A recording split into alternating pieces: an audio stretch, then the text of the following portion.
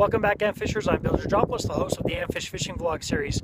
I'm going to pan around here just so you can see how windy it is. You can probably hear it on camera as well. I thought I'd do a quick little vlog on what baits to use when it's this windy. When you're casting with the wind, you can probably pretty much use anything. If you're casting into the wind like I have today, because it's presented itself in a way where I want to give a bait into the wind and bring it back with the wind. But you're going to want to stick to baits that are, sorry about that, you're going to want to stick to baits that are heavier. I've been using bucktails. I'm just going to pan here some of my baits. I've been using some bucktails here that are fairly heavy. I've got a large spinnerbait there that I hope I'm getting on video. There's another bucktail that's on my rod over there dangling. And here's another large one here that I've tipped with a soft plastic as well. And if I can get all this fluff out of the way, there's a crankbait that I've been using as well. So when you're out here on these very, very, very windy days, and you're using, example, something with a lot of drag, like a big spinnerbait, lots of fluff, or a wide body crankbait, something really, really thick, you know, a couple of inches wide, it's going to cause a lot of drag, and it's going to get you to, especially if you're using bait casting reels, you're going to get a lot of that bird nesting and backlashing happening. So stick to streamline crankbaits. Again, this one here is a Rapala jointed, but it's pretty streamlined, so it kind of goes through the air like a torpedo, whether I'm casting into the wind or not. I've tried that larger spinnerbait that I got on video earlier, the yellow and black one, and that's got a lot of drag. It's a wide bait, you know, it's got an angle on it, and it's got a lot of drag in the air, so casting that one into the wind was absolutely horrible, and it sucked.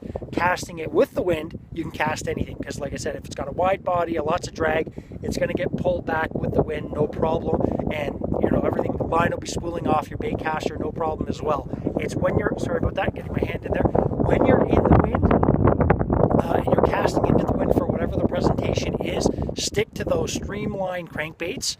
Like I said, something that's got a nice thin shape, torpedoes through the air, torpedoes right through there, no drag, very little drag, not any of the really short, stubby crankbaits. Try and use something that's longer and you know, got a decent profile on it, but just looks like a torpedo, right? You don't want anything that's got a lot of that drag. It's been a struggle out here, very, very, very windy. By the looks of it, if you were just to look around, you probably think it's early fall. It's actually mid-June, and it was supposed to be a lot warmer, but it's absolutely freezing. It's probably about 8 or 9 degrees shy of what they said it was supposed to be.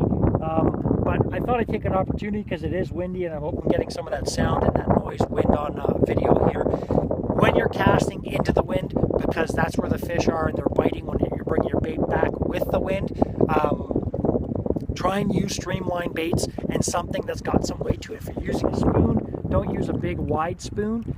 Maybe use something that's heavier, like a Castmaster, something like that. Little spinners as well. Let's pan to the tip of this one. This is a Blue Fox, but any type of little spinners like that that are shorter.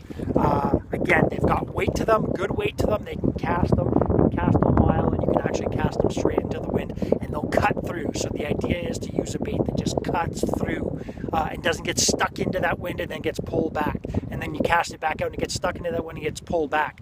What that ends up causing is, you know, like I said, backlash on your reels. It's going to be a nightmare. You're not going to have your bait in the water, you know, maybe 1 out of 20 casts. It absolutely sucks. Avoid it. Use those streamlined baits and use something with some weight and cast right into that wind. Again, if the presentation presents itself where you need to cast into the wind, because that's how the fish are actually striking the bait, use those heavy baits and use something streamlined. Thanks for tuning in, guys. Hope you found this vlog helpful. See you next time.